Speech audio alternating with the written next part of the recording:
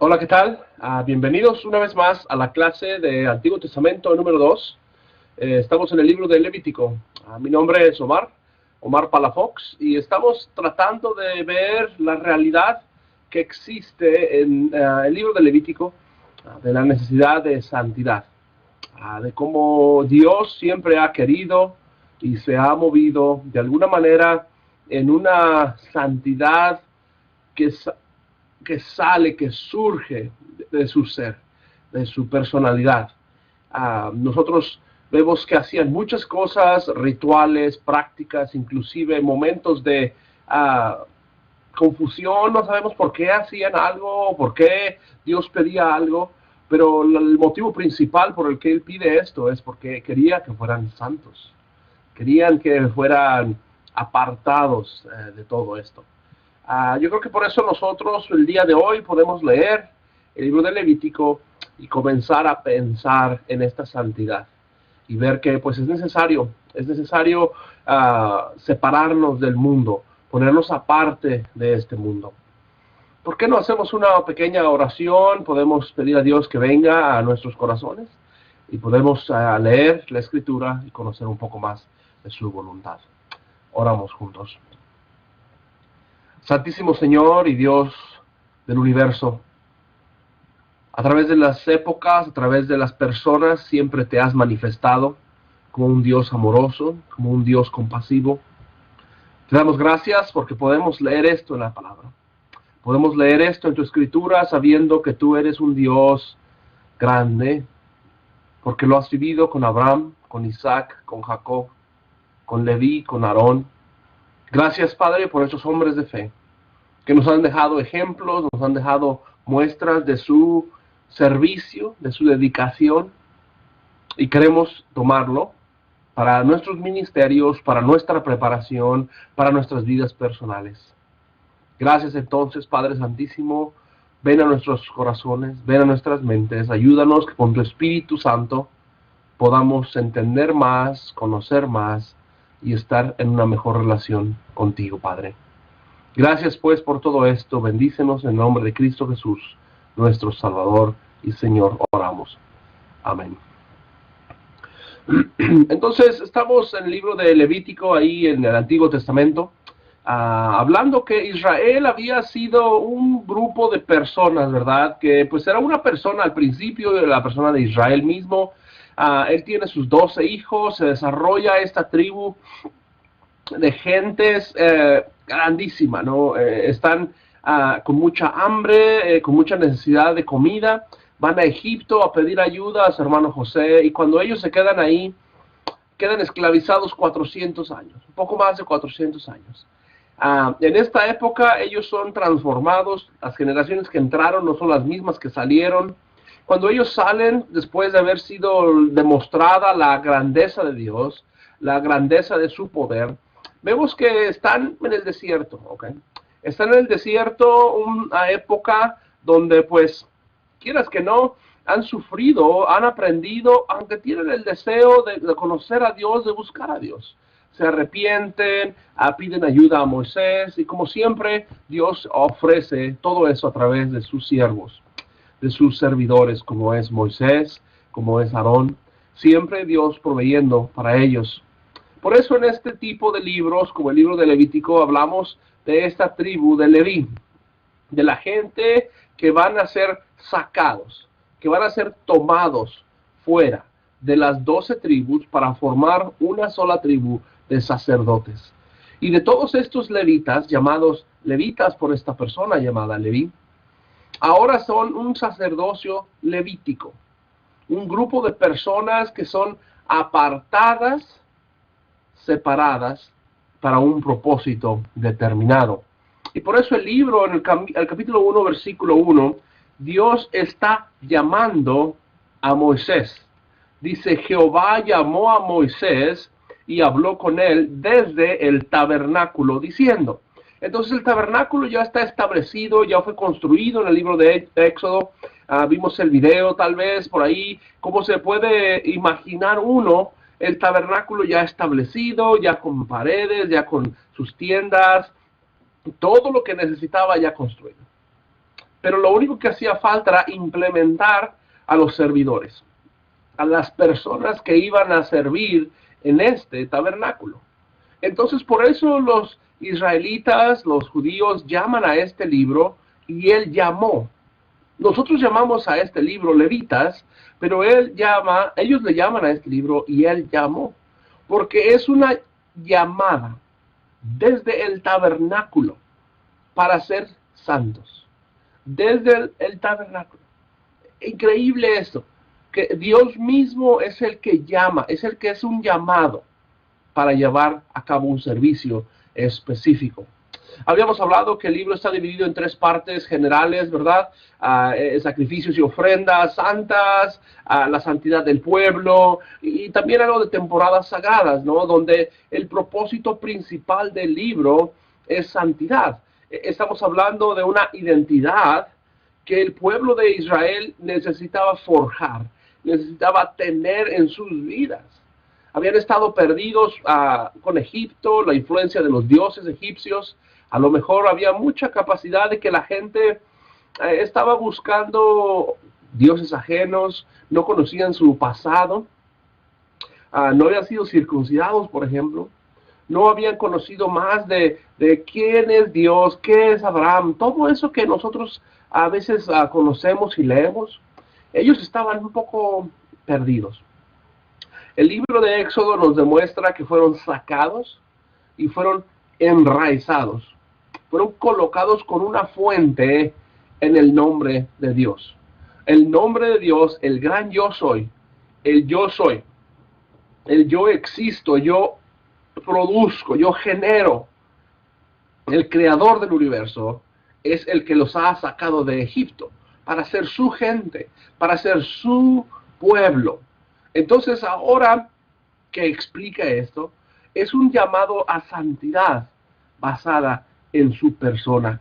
Ahí en el libro de Levítico, capítulo 11, versículo 44, vemos que esta parte es el corazón del libro de Levítico. Porque yo soy Jehová su Dios, por tanto, conságrense y sean santos. Porque yo soy santo. No se contaminarán, pues, con ningún animal que se arrastre sobre la tierra. Entonces, es este principio de, ¿por qué estamos haciendo todo esto? Porque yo soy Jehová. Porque yo soy el que soy. El versículo 45, porque yo soy Jehová su Dios, porque los hice subir de la tierra de Egipto para ser su Dios, serán santos, porque yo soy santo. Entonces el 44 y 45 del capítulo 11 del Levítico es el corazón del libro del Levítico, en donde ellos están siendo identificados con tantas cosas que deben de hacer, lo que deben de comer, lo que no deben de practicar, los sacrificios que deben de hacer, las ofrendas que deben de hacer, las temporadas, las fiestas, los eventos. Cuando están definiendo todo esto, alguien podría levantar su mano, ¿por qué tenemos que hacer todo esto? Y la respuesta es, porque yo soy Jehová su Dios. Esa frase, yo soy Jehová su Dios, va a ser una y otra vez el propósito principal del libro.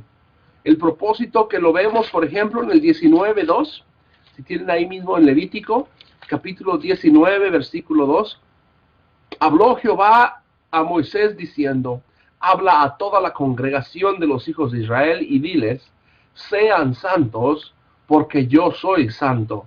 Yo soy Jehová, su Dios. Aquí está a aparecer yo soy, yo soy, yo soy, yo soy. No es coincidencia. Es una manera literaria en donde los autores que escriben esto nos están repitiendo el yo soy de Éxodo. Es como un eco que nos está recordando, remoliendo, marcando en la cabeza siempre que Dios es el que es, ¿verdad? Si cambias ahí tu hoja al capítulo 20, versículo 7, es igual.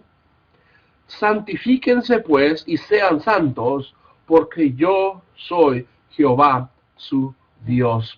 Entonces, queremos recordar con este principio de santidad que todo el libro de Levítico es un libro a lo mejor que la gente podría decir solamente para los sacerdotes y los levitas.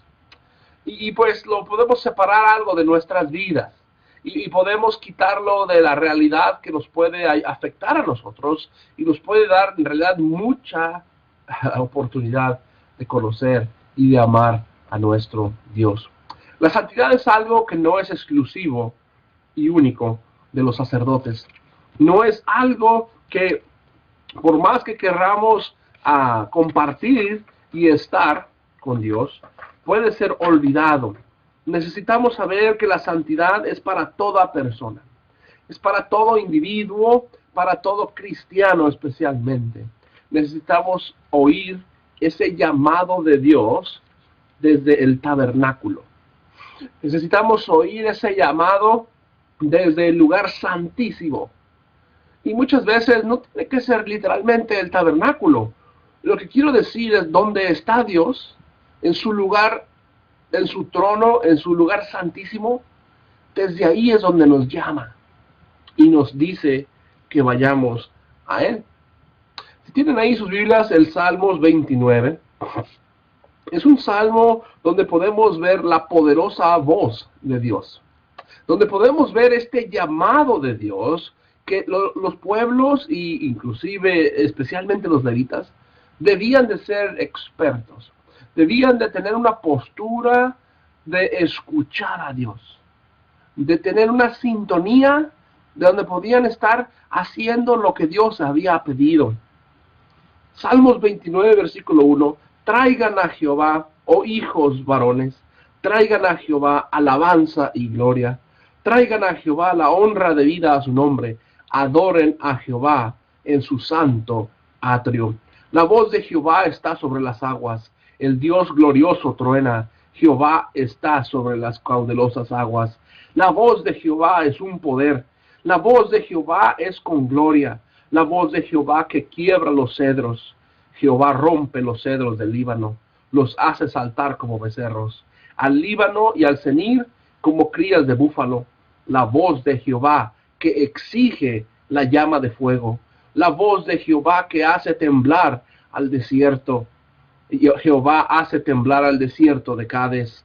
La voz de Jehová que hace temblar las siervas y desraiga los bosques. Y en su templo todos dicen, gloria.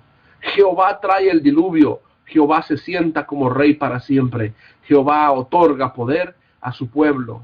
Jehová bendecirá a su pueblo con paz.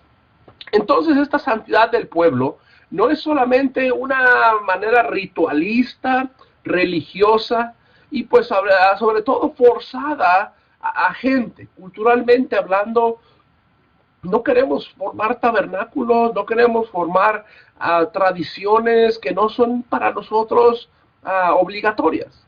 No queremos caer en esta manera de pensar en donde pues podamos restaurar a Israel fingiendo que somos israelitas. Algo clave para nosotros saber es que hemos dicho desde el principio, nosotros somos extranjeros a este texto. Somos personas fuera de este texto. Como personas latinas o personas mexicanas, en mi caso, o cualquier país donde seamos, normalmente no tenemos esta influencia israelita, judía en nuestras familias. Nosotros al leer estas citas tenemos solamente que decir que hemos escuchado, hemos oído la voz de Dios. Y como hemos oído ese llamado, como este libro se llama, y Él llamó, y por lo tanto pedimos que seamos santos. Porque mira, cuando estamos estudiando el libro, aquí vamos a ver estos temas. La santidad del pueblo va a hablar de cómo se define, qué circuncisión, las purezas personales, a los pobres, hablando de purificación, a diferentes tipos de animales. Entonces la santidad está marcada, está empujada a creer en esto, que Dios es santo. Y como Él es santo, todos debemos de ser santos. ¿Y qué es la santidad? Algo que surge de Él. es el carácter de Dios, es el principio de su esencia. Como Él es santo, nosotros debemos de ser santos. Por eso estábamos hablando que estos sacrificios, que esta manera de presentar sangre, presentar lo mejor de nosotros, las primicias, es parte de esta santidad. Pero aparte de esta santidad, debe de existir una pureza. Debe de existir una manera de ser limpios. Y no solamente limpios de la tierra, de la suciedad del día, con agua, sino debe de haber una pureza, algo que nos limpie internamente. Algo que cambie nuestro corazón, que cambie nuestra mente. Y Dios está forjando esto en Israel. Está permitiendo que la ley sea una nana, dijimos, que sea una persona que los está criando, como si fuera una maestra, algo que los está educando a ellos. Por eso decimos, está forjándoles una identidad, un carácter, y ese carácter y esa identidad es tomada en Dios, porque Dios ama a los pobres. Dios quiere que seamos los mejores, los primogénitos de Él. Dios quiere que esta purificación nos podamos tratar a los leprosos, a los que tienen flujo, a los que tienen problemas de desfiguraciones. Y todo esto lo que queremos ver es que la iglesia el día de hoy es muy urgente que cambiemos la manera como evangelizamos. Cómo llegamos a la gente marginal, a la gente golpeada, a la gente que muchas veces no queremos dejar entrar a nuestras iglesias. Israel se cerró y no querían que entraran gente como estos samaritanos, como estas mujeres, como estos niños. Y cuando Jesús ve esto, lo que está hablando es, dejad que entren a mí.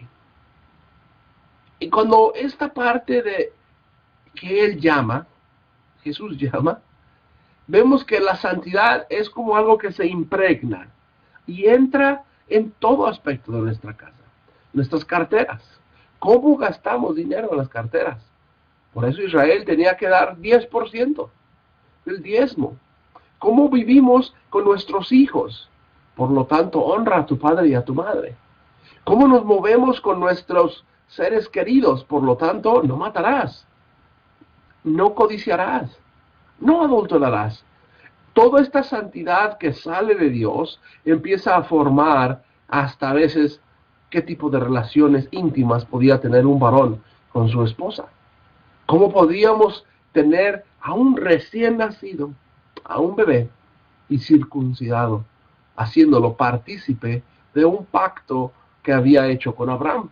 Entonces esta santidad del pueblo es el corazón de esta clase, es el corazón de este libro, ¿verdad? Pero hablando un poquito de la definición de la palabra santidad, tenemos que saber que la historia que leemos en la Biblia, pues no es como si fuera un diccionario, ¿verdad? No es un diccionario, no es como una enciclopedia que podemos seguir usando cuando querramos. Es algo que nos da santidad en ejemplos, en descripciones y sobre todo en el uso de palabras. En hebreo la palabra esta de kedusha, o esta palabra de santidad, es la palabra que se utiliza una y otra vez para denotar que somos separados para Dios. Así como esa pequeña ilustración de donde están unos peces en una pecera, y uno de ellos es separado, es puesto aparte. Eso es exactamente lo que es la palabra de santidad. Algo que fue puesto aparte. De todo el mundo, Israel es santo, puesto aparte. Después de todo Israel, Leví es puesto aparte, es santo. Y después, aparte de todos los levitas, es Aarón, la familia de Aarón. Y de todos los de Aarón, uno es el sumo sacerdote. Esto es esta palabra en Kedusha, eran separados, eran puestos aparte. La santidad es algo que nos da identidad, nos da fundamento y sobre todo responsabilidades. No es algo que nos debe de sentir halagarnos y que nos deben de tratar de una manera diferente por beneficios propios. Porque recuerden que la santidad no es algo personal, que yo lo tengo porque yo soy santo, sino soy santo porque Él es santo. Entonces, si tienen ahí sus Biblias, podemos ver que la santidad que Dios habla es algo tan importante para el cristiano. Es tan importante que pues siempre hemos sufrido para identificarnos como personas santas. La iglesia siempre tiende a ser muy similar a las culturas donde están plantadas. Si tienen ahí en Hebreos capítulo 12, versículo 14, podemos leer que dice esto, Hebreos 12, 14, corran tras la paz con todos y tras la santidad, porque sin ella nadie verá a nuestro Señor. Entonces, la santidad es algo que debemos perseguir, debemos de correr tras ella. Pero ¿por qué es tan importante esta santidad? Porque nosotros somos santos y Él es santo, y por lo tanto queremos ser santos, y nadie verá a nuestro Señor. Si tú quieres conocer a Dios, necesitas ser santo. Si quieres ver a Dios, necesitas practicar la santidad. Por eso muchas veces la gente que no conoce de Dios, no conoce de su santidad, pues caminan en el mundo e ignoran muchas cosas. Ignoran a la iglesia, ignoran a los hermanos. Cuando hablamos de una campaña de matrimonios, nadie pone atención. Cuando pedimos, vamos a tener clases para niños bíblicas, nadie quiere venir. Porque estamos alejados de Dios, no vivimos en santidad, no tenemos esa santidad hermosa que estábamos leyendo, no han oído la voz de Dios. Y estén alertas, dice el versículo 15, para que ninguno entre ustedes sea hallado falto a la gracia de Dios, o no sea que brotando alguna raíz de amargura les cause daño, y muchos sean contaminados por ella, o que se encuentre entre ustedes algún fornicario, o algún inestable, como Esaú, que por una comida vendió su primogenitura. Porque ustedes saben que todavía después pretendía heredar la bendición, pero fue rechazado, porque procuró con lágrimas, aunque ya no alcanzó oportunidad para la redención. Entonces yo creo que nosotros entendemos esta palabra de redención como algo que nos hace ser diferentes. Ahora, no queremos ser diferentes solamente por ser diferentes. Hay personas que se pintan el pelo de color azul porque quieren ser diferentes, nada más por ser diferentes. Hay personas que les gusta usar ropa extraña, simplemente porque quieren ser diferentes por ser diferentes. Eso no es santidad. Eso es ser diferente, querer marcar una diferencia. Una persona santa es diferente, puesto que quiere hacer lo que Dios está diciendo, lo que Dios está mandando. Por eso la palabra santidad es una separación, es un apartamiento, algo que nos hace aparte con el propósito de cambiar nuestras vidas. La santidad nos da responsabilidades delante de Dios, delante del prójimo y delante del mundo. No podemos olvidar este principio, que Dios siempre ha querido que vivamos en santidad. Al ser santo vamos a ver a los pobres diferente. En ser santo vamos a ver la vida diferente, el dinero que tenemos diferente. Nuestros matrimonios van a ser diferentes. Porque la identidad nos da un fundamento, una definición que es básica. E Israel es lo que necesitaba. Israel necesitaba tener esta identidad, ¿verdad? Por eso estamos queriendo definir esto como algo santo. Cuando vemos a Pedro también, el libro de Primera de Pedro, la carta de Primera de Pedro, capítulo 2, versículo 9, esta parte siempre se utiliza, yo creo que porque él estaba leyendo estos libros de Levítico.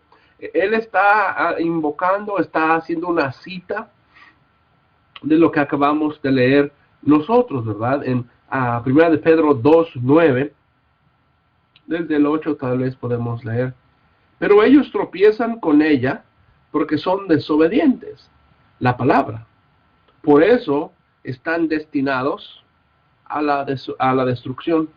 Pero ustedes son linaje escogido para que sirvan como sacerdotes para el reino, pueblo santo, congregación redimida, para que anuncien las glorias de aquel que los llamó de las tinieblas a la luz admirable. Entonces aquí el libro de Levítico es exactamente eso. Si de alguna manera podríamos decir cuál es el resumen del libro de Levítico, es este, que queremos ser personas que anunciemos las glorias de aquel que los llamó. Entonces cuando los reyes de Egipto escucharon de las diferentes maravillas, de las diferentes plagas que tuvieron, eso es ver la gloria de Dios. Ellos pudieron decir, wow, ese Dios es increíble, les salvó, les dio todo lo que ellos necesitaban, y por eso las glorias de Dios eran pasadas. Cuando leamos después los filisteos, ¿qué van a decir? Ese es el pueblo que tiene un Dios grande y que les ayudó a salir de Egipto y dio plagas. Por eso hay que respetarlo. Entonces esta separación es tan importante. Aquí también en Primera de Pedro, pero un poquito al final del capítulo 1, versículo 15 y 16, dice así, desde el 14, Primera de Pedro 1:14, como hijos obedientes, no participen de nuevo de las bajas pasiones que tenían anteriormente, las cuales deseaban en su ignorancia. Así que así como aquel que los llamó es santo, sean santos en toda su manera de vivir, porque está escrito, sean santos como también yo soy santo. Entonces recuerden este llamado, por eso el libro se llama Y Él llamó, porque Él llama. Ser santo comienza cuando Él nos llama. Él nos está llamando hoy. Por eso, cuando compartimos el Evangelio, cuando estamos hablando de Dios, es parte de esto. Juntadme mis santos, los hicieron conmigo pacto con sacrificio. Salmo 55. Parte de la que estamos queriendo recordar en esta santidad es que cuando hacemos pactos con Dios, cuando estamos en una relación de pacto con Dios, es que estamos en una santidad con Él. Cuando yo me casé con mi esposa, yo hice un pacto con ella. Hicimos un pacto que ella iba a ser mi mujer, yo iba a ser su hombre, y íbamos a estar juntos hasta que muriéramos. Este pacto que hicimos hace que ella sea santa para mí y que yo sea santo para él. No hay otra mujer en el mundo más que ella para mí, y no hay otro hombre en el mundo para ella más que yo para ella. Entonces esta santidad se basa también, aparte de basarse en la identidad de Dios, en el carácter de Dios, en la identidad de Dios, se basa en que de ahí sale que Dios es un Dios de pactos, un Dios de compactos. La santidad definida entonces nos da estas practicidades, nos da esta manera de ver que Dios quiere que seamos personas con autoridad. Quiere que vivamos personas con autoridad, porque vamos a leer que pues los sacerdotes tenían la autoridad de sacrificar, de representar a las personas, a los adoradores en el tabernáculo. Cuando ellos están sacrificando con autoridad. Ellos están delante de Dios. Ellos están haciendo una intercesión.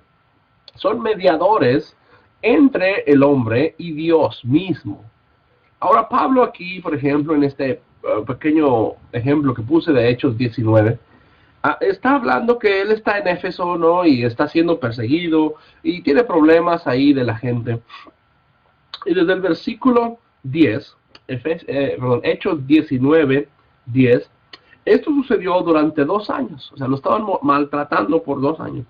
Hasta que todos los habitantes de Asia, tanto judíos como paganos, escucharon la palabra del Señor.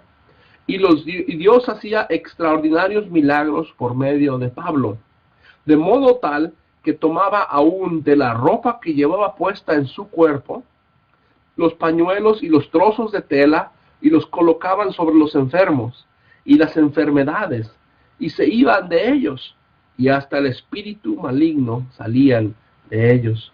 ¡Wow! Increíble que esta persona era tan santa, tenía santidad Pablo, tenía autoridad. Cuando él predicaba, todo Asia escuchó el evangelio.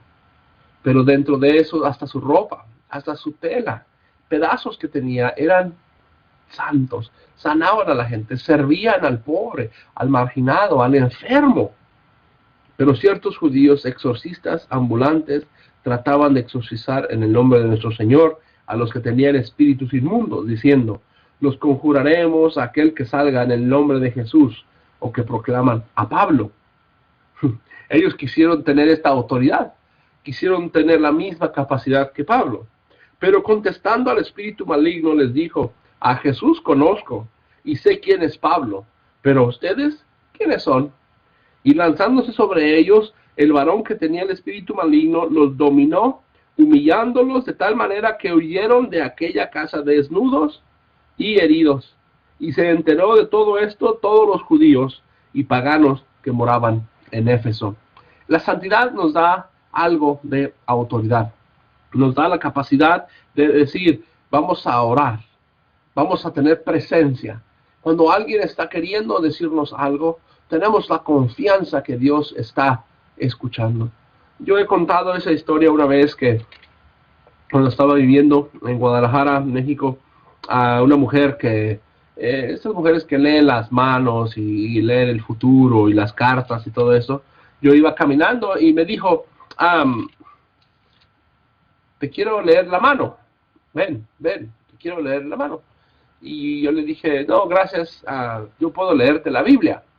No le gustó mucho mi comentario, porque ella quería dinero y dijo: te voy a maldecir y voy a mandarte malas maldiciones hacia ti. Y yo, pues, ya está bien, no te preocupes, yo puedo orar por ti, ¿no? Yo puedo pedir a Dios que te bendiga, que tengas frutos en tu vida. Esta autoridad, que pues no sucedió nada para mí en ese momento, pero me recuerdo que esos días, cuando uno vive en santidad y sabe quién es y lo que está haciendo y lo que Dios está produciendo, a dónde vamos y qué estamos haciendo, pues no te interesa el futuro de alguien que puede leer en tu palma de tu mano. La autoridad de ella estaba basada en las líneas de mi mano, en la capacidad que ella tiene de entenderla, supuestamente. Pero para nosotros, para ti y para mí, la autoridad está puesta en Dios. Por eso esto nos da la respuesta. Segunda de Pedro, capítulo 3, versículo 11. Por tanto, puesto que todas estas cosas han de ser fundidas, cuán santos deben de ser ustedes en modo de vivir y en el temor de Dios. Debemos de vivirnos en santidad, mientras esperan y anhelan ardientemente la venida de Dios, en el cual los cielos, siendo probados por el fuego, serán fundidos, y los elementos, siendo quemados, serán fundidos. Pero nosotros, conforme a su promesa, esperamos cielos nuevos y tierra nueva, en los cuales mora la justicia. Entonces, así como ellos estaban anhelando la tierra prometida, anhelando esa tierra prometida, nosotros tenemos que anhelar estar con Dios en el cielo. Estamos viviendo, así como ellos, un peregrinaje. Es una manera de vivir temporal en esta vida, en este cuerpo. Estamos siendo santos porque algún día vamos a estar con Dios en la eternidad.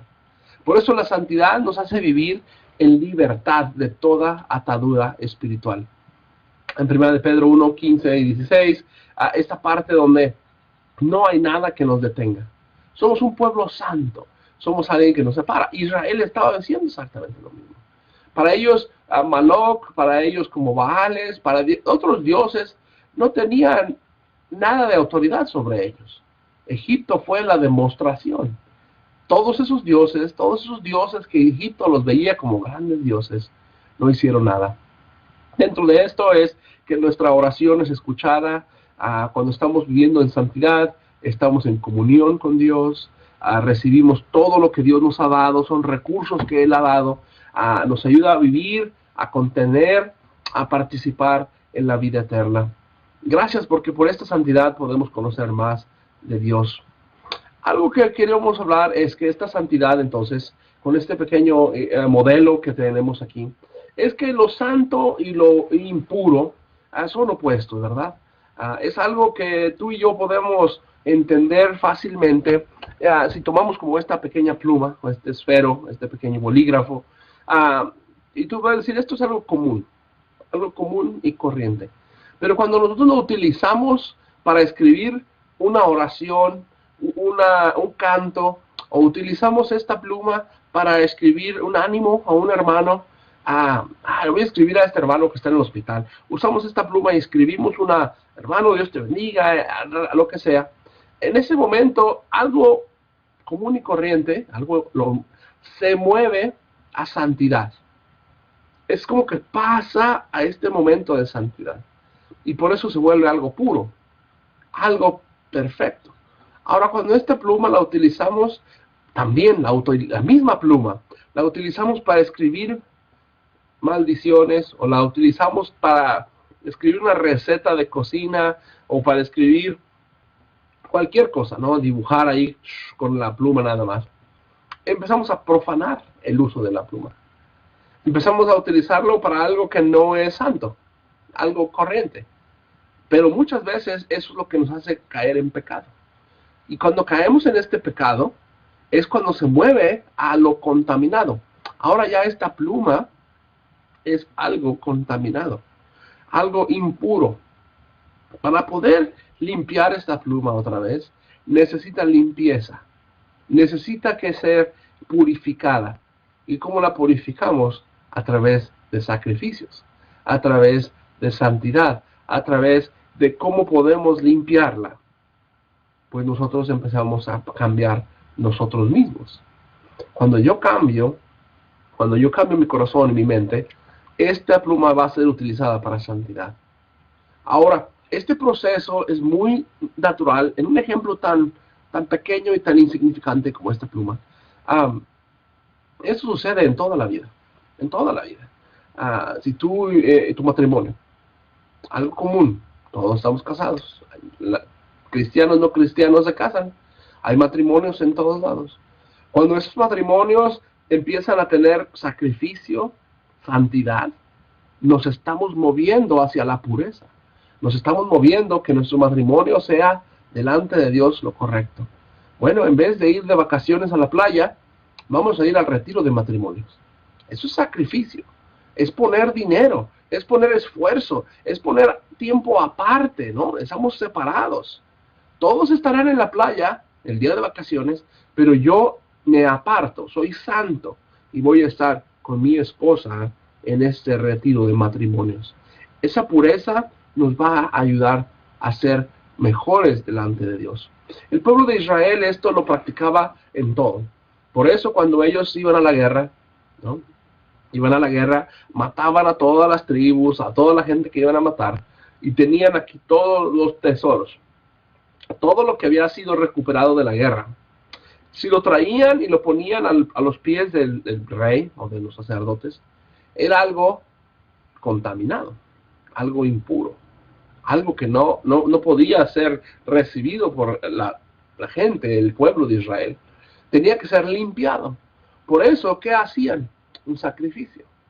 ¿Cómo hacían un sacrificio? Mataban a una vaca roja y esparcían todo lo que habían recuperado con esta sangre, con esta agua, lo limpiaban, lo presentaban delante de Dios, lo hacían santo y lo traían y lo metían al tabernáculo, lo metían a otras cosas. Ahora, cuando esto era profanado, cuando esto era ensuciado por la gente, por eso es que es pecado. Es un problema de un ciclo, que este ciclo siempre está moviéndose, siempre está moviéndose. Y la prueba es cuando las personas cometían pecado, algo común y corriente se convertía en algo fuera de la ley de Dios, era pecado y merecían morir. Esta impureza, esta contaminación era lo que los hacía a muerte. Por eso, cuando, por ejemplo, si yo, como un varón, llegaba y me robaba algo común y corriente como una vaca, no había nada de problema con la vaca. Pues la vaca ahí estaba, yo estaba aquí y yo la tomo y me la llevo. Profano la vaca y me la llevo. ¿Qué debo de hacer para moverme de esta impureza? Debo de limpiar mi corazón, me debo de arrepentir, debo de cambiar mi mente, debo de sacrificar, ¿no? Tengo que ir a hacer este sacrificio de expiación, de pecado, porque lo hice conscientemente. Mato un animal, lo sacrificamos, se entrega este sacrificio, después tengo que restituir, ¿verdad? Tengo que comprar una vaca nueva, entregársela a la persona que me la robé, y aparte dar un quinto más de lo que he robado. El valor de esa vaca, un quinto más. Y hasta entonces yo voy a ser puro. Este proceso, entonces, si lo movemos en diferentes épocas, en diferentes categorías del texto bíblico, vamos a ver que la santidad es algo tan importante para el israelita. Es tan importante para ti y para mí el día de hoy también. Porque hoy en día todo lo que tenemos parece tan común y corriente, ¿verdad? Pero nosotros lo hacemos santo, lo hacemos puro. Cuando un edificio se ve tan feo, este edificio antes vendían agua, o este edificio antes lo usaban para pintar, o era una bodega de zapatos, pero ahora se reúne ahí una iglesia. Entonces ahora esa iglesia es santa. Y no es santa por el edificio mismo, sino por la gente que está ahí. Entonces por eso los sacrificios, las ofrendas, todo lo que está pidiendo Dios, no son santos solamente por ser santos en lo que es lo común, sino porque son santos por los sacrificios, la santidad y todo lo que le añadimos nosotros delante de Dios. Este proceso en el libro de Levítico entonces está muy marcado. Está tan marcado que por eso hablábamos que la manera que Dios expresa su amor al pueblo es en pedirles que sean santos. Y claro, cuando Israel ahora está regresando, el capítulo aquí en Levítico, capítulo 12, versículo 3, está hablando de la circuncisión, por ejemplo.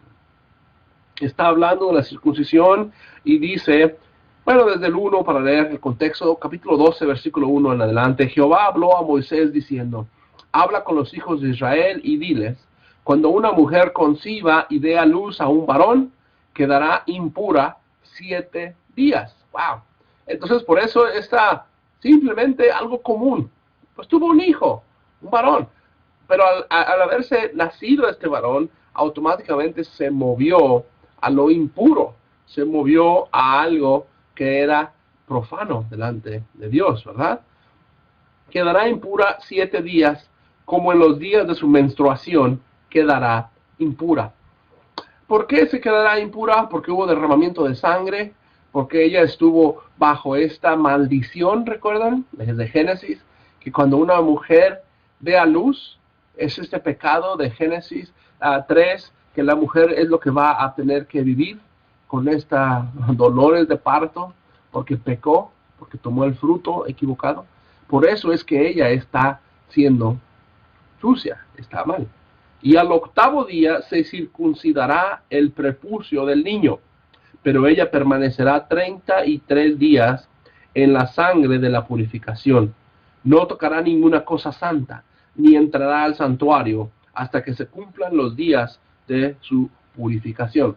Entonces la circuncisión para los levitas, para nosotros el día de hoy, es algo muy básico para ver que Dios tenía un pacto, ¿verdad? Este pacto lo había hecho desde Abraham, lo había marcado, lo había pedido que todo varón sea circuncidado. La palabra circuncisión siempre quiere decir corte circular, ¿no? Circuncisión, círculo, circundar, círculo, y cisión es como un corte, ¿no? Una cisión. Entonces, circuncisión es un corte en círculo. Entonces tomaban el pene del niño y le cortaban, alrededor del pene mismo un corte circular, donde tomaban el prepucio, esa pequeña piel extra que tenía el pene, y lo dejaban descubierto, ¿verdad? La misma piel se sana y queda más a la luz el pene, no queda tan descubierto que antes estaba cubierto con esta piel. Por eso habíamos dicho en el libro de Éxodo, por ejemplo, que cuando Moisés está a punto de ser matado por Dios y perseguido por Dios, porque el pueblo no está poniendo atención, porque el pueblo está haciendo lo que ellos quieren, a su esposa, ¿verdad? Toma el prepucio de su hijo y lo avienta a los pies de Moisés. Es como un recordatorio. Hey, despierta, recuerda que tú eres santo, recuerda que tenemos un pacto, recuerda que estamos haciendo esto. ¿Okay? Muchas veces la gente se quedaba con esos prepucios, no los tiraban, por eso no es que ella lo estaba circuncidando, sino que estaban guardados ahí en la casa. Era como un recordatorio, ¿verdad? Es como un tipo de anillo de matrimonio para ellos. Ahora, esto era el octavo día, lo hacían, Jesús mismo lo hizo, otras personas lo han hecho. Y por eso hoy en día las personas pueden preguntar, ¿puede una persona, un varón, un niño, el día de hoy ser circuncidado? Y la respuesta es pues sí, ¿no? Tú puedes ir al doctor o tener a tu bebé en el hospital y pedir que lo circunciden, perdón, hagan la circuncisión al niño, y ellos lo van a hacer, ¿no? Ahora, ¿qué es la razón para hacerlo? Pues depende de ti, ¿no? Depende de ti. La ley no lo pedía como salvación para nosotros, los cristianos no somos obligados. Y esto es lo que va a haber una guerra, una batalla, ¿ok? En el Nuevo Testamento. La gente va a preguntar, pues desde el Antiguo Testamento, el Levítico pedía que se hiciera esta circuncisión, ¿ok? Y esta circuncisión es algo que debe de ser la marca de que una persona es cristiana. Entonces yo creo que a Pablo va a decir, en Cristo, con circuncisión, sin circuncisión, todos estamos bien. No hay problema, no hay ningún problema. En la Biblia esto ha sido un ejemplo siempre como un pacto divino. Las personas de Dios siempre se circuncidaban. Después de que salen de Egipto, nadie de estos varones que van a morir en el desierto, alrededor de los que son mayores de 20 años, van a morir. Entonces todos los niños que son menores de 20 años no van a ser circuncidados y después van a pedir que sean circuncidados, ¿verdad? Para nosotros los cristianos es un sello de justicia, es un sello que nos ayuda a recordar que tenemos el Espíritu Santo en nosotros. Es como una circuncisión espiritual, una circuncisión del Espíritu, no necesariamente de nuestro cuerpo físico, ¿verdad? De nuestros penes. Versículo 5. Si da a luz una niña, quedará impura 14 días como en su menstruación, y si permanecerá 76 días en la sangre de la purificación. Y cuando se cumplan los días de su purificación, el hijo o por la hija llevará al sacerdote a la entrada del tabernáculo un cordero de 1 año como holocausto completo, y una tórtola, un palomino como ofrenda por el pecado. Y él los ofrecerá delante de Jehová y hará expiación por ellas. Así ella quedará limpia del flujo de su sangre. Esta es la ley, para que la mujer que dé a luz a un hijo o a una hija. Pero si no tiene lo suficiente para traer un cordero, entonces ofrecerá 2 palominos o 2 tórtolas, uno para la ofrenda del pecado y otro para el holocausto completo. Y el sacerdote hará expiación por ella y quedará limpia. Entonces, por eso este proceso de purificación, siempre habíamos dicho los símbolos, ¿no? El agua, la sangre era vida, la sangre era participación que Dios había dado, ¿no? Si nos sacan toda la sangre, nos morimos. Si nos enfermamos en la sangre, de seguro nuestro cuerpo va a fallecer, va a morir. Entonces esta circuncisión era algo que va a repetirse totalmente desde Abraham hasta el día del Nuevo Testamento, hasta el día de hoy, todavía es como discusión. Y cuando estudias Gálatas, cuando estudias cartas como Primera de Corintios, en Segunda de Corintios sobre todo, Pablo va a decir, mira, la circuncisión no es importante, si la haces y no la haces, eso ya es un pacto que ya pasó delante de Dios. Ahora tenemos que circuncidarnos, pero en nuestros corazones. Debemos de purificar nuestros corazones. Dentro de eso también, entonces, vamos a hablar de los primogénitos. La Escritura va a hablar de cómo los primogénitos son parte de Dios, ¿verdad? Los primogénitos. Algo que podemos ver aquí es que en Colosenses 1:15 dice que Cristo es la imagen del Dios invisible y Él es el primogénito de toda creación. Nosotros podemos ver entonces que Jesús es nuestro primogénito. Es nuestro Dios primero. ¿Okay? Es nuestro Dios primero. Es algo que Él no es diferente que nosotros, pero es el primero de nosotros. Una pequeña explicación tal vez. La palabra primogénito, primo quiere decir primero, o sea, la persona primera, y génito es que fue en su tipo, fue generado, fue producido. Entonces un primogénito es el primero de su tipo, alguien que fue generado, creado por primera vez de ese tipo. ¿Okay? Entonces, en diferencia a la palabra unigénito, la palabra unigénito quiere decir que es el único en su género, ¿okay? En su tipo. Entonces Jesús es el unigénito porque no hay nadie igual que Jesús. ¿Okay? Y también Él es el primogénito porque Él es el primero de todos nosotros. Entonces Él es primero de todos y aparte Él es el único de todos. Yo creo que entonces la Escritura lo que está hablando de esta santidad es que dentro de Israel los hijos primogénitos deben de ser tomados como participación de la adoración, ¿verdad? Debe de ser parte de lo que Dios está pidiendo para que Israel, no nada más de sus animales, sino también de todas sus personas, ¿no? Imagínate, de sus hijos, de sus propias sangres, de su propia participación, ¿verdad? Si tienes ahí en la Biblia el capítulo 19, versículo 18, con los miembros de tu pueblo no mantendrás enemistad, sino que amarás a tu prójimo como a ti mismo. Yo soy Jehová.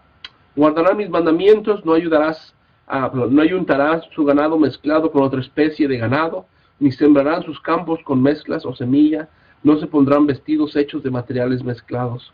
El hombre que tenga relaciones sexuales con una mujer, siendo ella sierva adquirida por otro varón, pero que de redención no haya otorgado, ni sea libertado que se haya dado en respecto a ello, pero se le dará a una mujer por cuanto ella ha sido liberado. Él traerá su ofrenda a Jehová a la entrada del tabernáculo, un carnero como ofrenda del pecado. Entonces, la idea a nosotros es que las relaciones matrimoniales, donde los hijos son la parte principal, es lo más importante para Dios. Desde el libro de Éxodo, el capítulo 4, el versículo 22, Dios había marcado la necesidad de los primogénitos, de cómo Dios los había separado y los había pedido para Él. Éxodo capítulo 4, versículo 22. Entonces di al faraón, así dice Jehová, Israel es mi hijo, mi primogénito. Entonces Jehová quiere a los primogénitos porque es lo mejor, ¿verdad?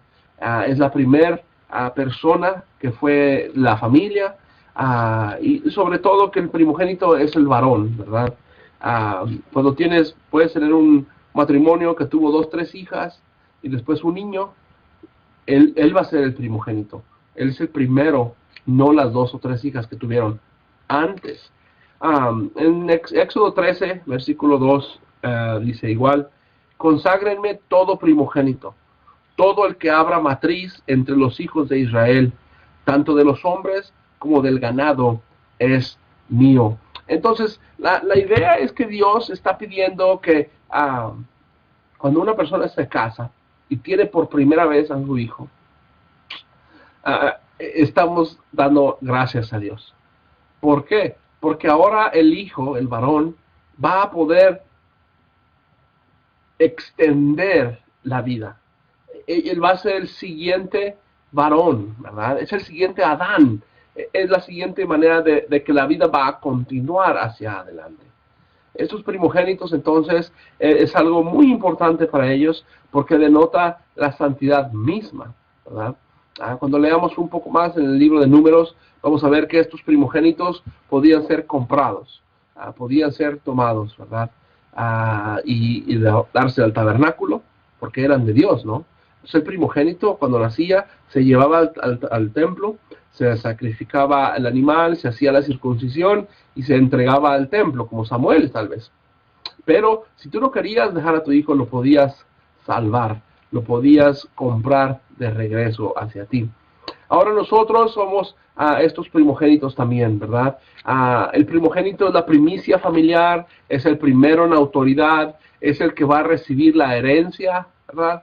Es el que va a quedarse con el nombre de la familia, es el que va a ayudar a que la familia continúe, ¿verdad? El apellido se queda con él. Este era Leví, era el hijo de tal, ¿no? Cuando hablaban de David, el rey David era hijo de Jesse, ¿no? Entonces, todo eso denota la prioridad de los primogénitos, ¿verdad? En Gálatas 3:29, podemos leer aquí que nosotros ahora somos estos primogénitos. Versículo 28 tal vez, no hay pues judío ni gentil, no hay esclavo ni libre, no hay varón ni mujer, porque todos ustedes son uno en Cristo Jesús. Y ustedes son el Cristo y son de Él. Por tanto, simiente de Abraham y herederos de acuerdo a la promesa. Entonces todos los cristianos el día de hoy somos primogénitos a través de esta promesa que se hizo a Abraham. La promesa que íbamos a ser sus hijos, una descendencia tan grande, íbamos a ser más grandes que las estrellas, más grandes que las arenas del mar, íbamos a ser incontables, ¿verdad? Dentro de esta pureza personal que vemos en el libro de Levítico, podemos leerlo en esos capítulos 17 y 18, ¿verdad? Que pues a lo mejor por falta de tiempo lo podemos dejar un poco más con pocas sencillas maneras de entenderlo. A lo que me refiero es esto. Dios quería que fueran limpios, ¿no? O sea, que ellos se lavaran las manos, se lavaran los dientes, que vivieran puramente. Recuerda que en esta época no había doctores como hoy en día, no había ningún tipo de penicilina o antibióticos o todo eso que tenemos el día de hoy. Entonces necesitan ser educados, necesitan ser mantenidos en una pureza personal grande, ¿no?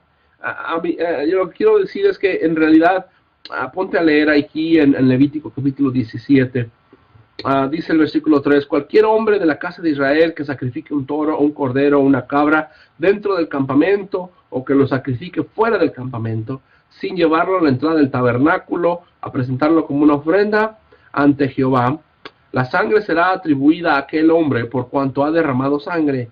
El hombre tal será excluido de entre el pueblo. Entonces va a haber como reglas, ¿no? Aquí nada más sacrificamos y matamos animales en el tabernáculo. No puedes andar todo el mundo en sus casas, ahí en sus terrenos, en su lugar donde ellos vivían, hacer su mini templo, su sacrificio ahí de ellos. Había un respeto al sistema de religión, al sistema de sacrifical, al sistema de los sacerdotes, ¿no? Imagínate el caos que se convertiría. Que cualquier persona tomara, este animal lo vamos a matar, este toro lo vamos a comer, lo vamos a sacrificar, y hubiera hecho un caos de religión. Hubiera hecho una manera de adorar a Dios sin orden, ¿verdad? Sin ningún orden. Por eso el versículo 6, el sacerdote rociará la sangre sobre el altar de Jehová a la entrada del tabernáculo y ofrecerá la grosura en olor grato. Y no ofrecerá nuevamente sus sacrificios a los espíritus malignos con los que se extraviaron en pos de ellos. Esto será estatuto permanente para ellos. Versículo 8 del 17. Luego les dirás cualquier hombre de la casa de Israel a los prosélitos que habitan entre ustedes que ofrezca holocausto completo o sacrificio, sin llevarlo a la entrada del tabernáculo que ofreció a Jehová, tal hombre será excluido del pueblo. Entonces una persona prosélita era alguien que había entrado a Israel, que no había nacido como israelita, no tenía descendencia de Israel, había sido tal vez un esclavo, o tal vez alguna persona de otros pueblos. No podían ellos empezar a hacer su propia religión, ¿no? Ellos no podían empezar a adorar aparte. Aparte de esto, hay esta provisión de sangre, provisión de lo muerto. No podían comer esta sangre, no podían sacrificar animales y quedarse con la sangre de ellos, ¿verdad? El versículo 11 dice, porque la vida de toda carne está en la sangre, y yo se las he dado sobre el altar para que haga expiación por las personas, porque es la sangre la que ha dado expiación por el alma. Entonces, por eso la enseñanza de sangre es muy importante. Es muy importante porque Él no quiere que la sangre la utilicen como cualquier cosa, ¿no? Para comérsela o para adoración de otros dioses. La sangre simplemente tiene el propósito de ayudarnos a entender que cuando estamos en pecado, cuando tenemos problemas delante de Dios, es muy serio. Y la única forma de poder quitar ese pecado o esa angustia es por sangre. Entonces, por eso Dios está separando todo esto, ¿no? El versículo 14 lo repite, 17:14, porque la vida de toda carne está en la sangre. Por tanto, yo dije a los hijos de Israel, no comerás sangre de ningún tipo de carne, porque la vida de toda carne está en la sangre, y cualquiera que la coma será excluido. Entonces, en realidad, la sangre es algo que, pues, podemos respetar, ¿verdad? podemos cuidar mucho. Tenemos mucha discusión el día de hoy de todo esto en el Nuevo Testamento, si podemos o no podemos tomar sangre, porque cuando estamos en el libro de Hechos, ¿verdad?, que se hizo este concilio de los primeros cristianos, ellos prohíben que se coma sangre también, prohíben que se coma sangre, que se acerquen personas a ídolos, a adoración de otros dioses extraños. Entonces, en realidad, tenemos que tener mucho cuidado, que hoy en día es mejor alejarnos de la sangre, ¿verdad? Nosotros muchos comemos sangre, en México se come todavía la sangre en muchas comidas, por respeto a Dios, por respeto a su palabra, a lo mejor sería mejor alejarnos de la sangre. Ahora yo creo que tu conciencia lo determina, no es algo que podemos poner en nuestros corazones como algo obligatorio, pero yo creo que sería bueno, un buen estudio de la sangre, un buen estudio de cómo es que Dios todavía utiliza esto el día de hoy. También entonces el versículo 15 dice, y toda persona, sea ustedes o sean sus prosélitos, que residan con ustedes, como un animal muerto por causa natural, y despedazado por una fiera, lavará su ropa y se bañará y quedará impuro hasta la tarde. Después quedará purificado. Y si no lava su ropa ni se baña, quedará pecado con su persona. Entonces, eso es a lo que me refiero, ¿no? Imagínate que tú vas ahí caminando y te encuentras un animal muerto, ¿no? Ese animal muerto porque se cayó y se quebró la cabeza o lo mató otro animal y quedó ahí el cadáver. Y llegas tú a querértelo comer. Increíble, todas las enfermedades, todos los gérmenes, toda la suciedad que puede existir ahí, inclusive en la ropa de la persona. Entonces Dios está pidiendo que ellos laven su ropa, que ellos se queden fuera, quédate afuera del campamento, quédate hasta en la tarde, o sea, no entres, no queremos verte, ¿okay? Daba espacio, si estaba enferma la persona, iba a enfermarse, iba a darse cuenta de esto. Por eso Dios prohíbe comerse animal muerto, algo que había sucedido ya.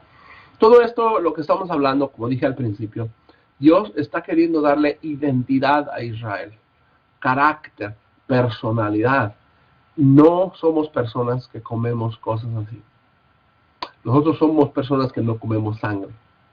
Somos personas que nos alejamos de tener nuestros templos, nuestros pequeños altares en nuestras casas. Tenemos solamente Dios está en el tabernáculo.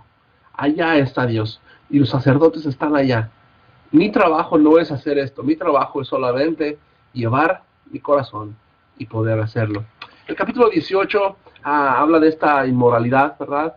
Y si tienen sus Biblias ahí, pueden ver la palabra desnudez. La palabra desnudez en mi Biblia aparece en el 6, en el 7, en el 8, 9, 10, 11, 12, 13, 14, 15, 16, 17, 18, 19, imagínate. O sea, dice, por favor, versículo 6, nunca ningún hombre se acerque para descubrir la desnudez de cualquier parentero cercano. Entonces no queremos ver a gente desnuda, ¿okay? No quería que vieran la desnudez de cualquier pariente. En el 8, la desnudez de tu padre, de tu madre. El versículo 9, la desnudez de tu hermana, de tu hija, la hija de tu madre, la hija de tu padre. El 10, la desnudez de tu hijo, de tu hija. Entonces, esta desnudez es lo que está queriendo repetir. Vamos, el Antiguo Testamento tiene mucha repetición, mucha repetición. Por eso hay que poner atención, ¿no? El versículo 20, no echarás tu semen en la mujer de tu prójimo, contaminándote con ella. Entonces una persona que yo violaba o abusaba sexualmente de otra mujer y echaba el semen sobre ella, se contaminaba ella y me contaminaba yo, ¿verdad? Versículo 21, no echarás a tu semen para embarazar a la mujer extranjera. Entonces no podían casarse con mujeres fuera de Israel, ¿verdad? ¿Por qué? Porque este semen, este nuevo bebé o esta nueva relación estaba formulando personas que ya no eran israelitas 100%. No profanarás el nombre de Dios, yo soy Jehová tu Dios. Entonces por eso me gusta el versículo 20, esa parte que estábamos hablando, ¿no? Todo está basado en la santidad de Dios. ¿Por qué? Porque Él es santo, yo soy Jehová. ¿No? Versículo 23, no echarás semen sobre ningún animal, ¿no? Esto es importante. contaminante con él. Porque para ti, para mí, a veces parece tan raro, ¿no? Con animales, relaciones sexuales. La Escritura habla de esto, ¿no? Prohíbe adulterio, fornicación, homosexualismo, la zoofilia. Esas relaciones sexuales de un hombre o una mujer con diferentes personas. Ahora, todo esto es abominación, ¿ok?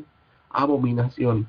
Porque él dice el versículo 29, 28 para tomar el concepto: no contaminen la tierra para que no los arroje, así como arrojé a las naciones que estuvieron antes de ustedes.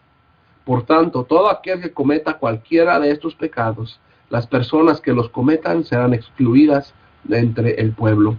Por tanto, guarden mis preceptos, no poniendo por obra ninguna de las cosas pecaminosas que practicaban los que estaban aquí antes que ustedes, para que no contaminen de ellas. Yo soy Jehová, su Dios. Entonces, todo esto estamos hablando que Dios lo que quiere es pureza de la gente.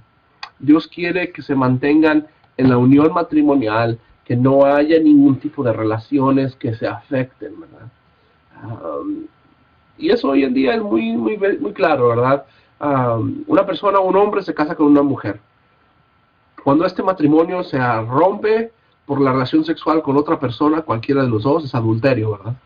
Pero cuando una persona de estos dos está cometiendo relaciones sexuales con otra persona soltera, que no está casada, esto es fornicación, ¿verdad? Cuando hay relaciones sexuales entre personas del mismo género, hombre con hombre, o mujer con mujer, esto es homosexualismo.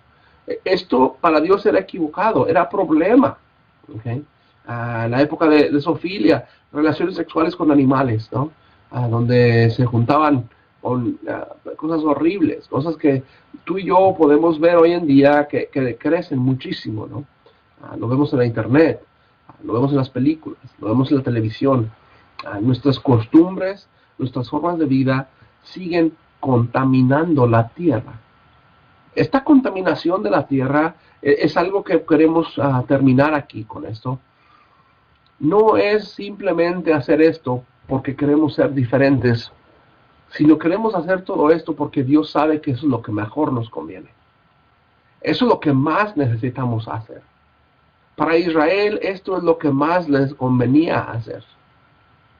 Ahora, muchas de estas cosas, estas profanaciones sexuales o de comidas o de sangres o de sacrificios de animales fuera del campamento, todas estaban hablándose del concepto ritualista o espiritual o religioso.